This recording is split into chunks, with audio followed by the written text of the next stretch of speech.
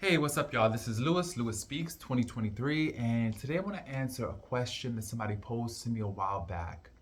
They asked me why I felt that friendships and relationships were ending so abruptly in 2023. And I realized that a lot of the relationships and friendships that we formed were a manifestation of our wounded selves. As we begin to grow, as we begin to heal, as we begin to change and evolve and ascend, we realize that a lot of these relationships and friendships no longer speak to the person that we're trying to become. They no longer honor the person that we want to be in the world. And so there's a natural shedding that happens. And sometimes we call this growing apart. Sometimes we have to make the uncomfortable decision to part ways with our friendships and our relationships because we realize that they really just speak to that old person that we were. And as we have more information, as we start to unpack our baggage, we realize that a lot of these friendships, a lot of the relationships are just reflections of our hurts, our traumas. Many of us have a mother wound, many of us have a father wound, and we seek to heal these wounds by setting up new situations that give us the opportunity to produce new results. Freud calls this repetition compulsion, where we constantly set up situations in our present that remind us of our past as a way to work out the past. But the thing is, as we begin to ascend and evolve and transform, we realize that these relationships, these friendships, they no longer represent who we are. We are a people that are always looking for representation. We want to see ourselves in the world. And when you don't see yourself in your relationships, when you don't see yourself in your friendships, you oftentimes question the authenticity of those relationships. And I think as we begin to really start to come into ourselves, come into our identity, we realize that certain friendships, certain relationships no longer speak to the person that we are. And it hurts. It definitely hurts, the separation. It feels like a death. And in many ways, it is a death. And like any death, we have to take time to grieve it. Many times it triggers our abandonment wounds that we have. And so sometimes we find ourselves clinging to old relationships that no longer serve us because we don't want to deal with the pain and those awful feelings of separation that happen when you have to let someone go. And so we cling to these relationships, although they no longer serve us. And then what ends up happening is that our life starts to convict us. We start to realize that we're getting into more arguments with these people. We're having more disagreements. We require friend breaks from these friends.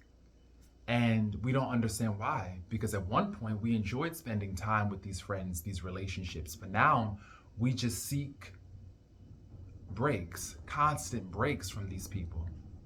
And I feel personally like too many breaks are a sign of an eventual breakup. So I feel like if you have to constantly take breaks from your friendships and your relationships, that definitely is a sign that there's something going on there. There's something that needs to be explored within that situation. And it's okay to grow. And we have to give ourselves permission to grow and change. I always thought, this is what I thought. I thought that if your friends really loved you, they would grow with you. I thought that if they see you growing and they see that they are about to be left behind, they're going to try to catch up because they don't want to lose you. They value you. That's what I thought. But I had to take a step back and realize that everybody has their own timetable. It's not fair of me to impose my timetable on anyone else. Everybody has the right to grow at their own pace. And that's what you have to realize. They have that right to grow at their own pace and change. You don't stop your growth just to keep in step with them. You don't stop that. You continue to grow and you continue to evolve and transform. But you also have to realize that readiness is everything. And if someone is not ready to grow, if they're forcing their growth process, if they're trying to do it because they want to hold on to you, that's just going to lead to resentment. That's going to eventually just not be good for the relationship in the long run. So, thing is, you love your people, you love your friends, your relationships, and you wish them the best. But you also realize that you have a purpose and a journey and a mission on this earth. You know? And you have to realize that. You know, so many people right now are dying, and they're dying young, in their 30s, their 20s, their 40s. You know, you don't want to wake up one day and say, I should have done this and I should have done that. You know? I've recently asked myself if I were to die today or tomorrow, if I were to die today or tomorrow, am I proud of the life that I've been living? And the answer is no. I'll be transparent enough to say no. I'm not proud of the life that I've been living. And so I realized that signals a necessary change has to happen in my life. That lets me know that, wait a minute, something has to shift in order for me to feel proud, in order for me to say that if I were to go today and tomorrow, I would be comfortable with how I lived, you know? And so the thing about it with friendships, relationships, you want to be comfortable with how you are within these relationships, and you can't lie to yourself. You can't lie. You may be able to fool and deceive others some of the time, but you cannot lie to yourself, because ultimately your spirit will convict you. You know, you have to be honest about your relationships. If these people are not helping you grow, if they're not helping you transform, if they are negative, if you get this sneaking suspicion that they are low-key jealous and envious of your success, you have got to take the necessary steps to move on. And that's the hardest thing to do, especially when you love and you love hard. But love yourself hard and value yourself hard.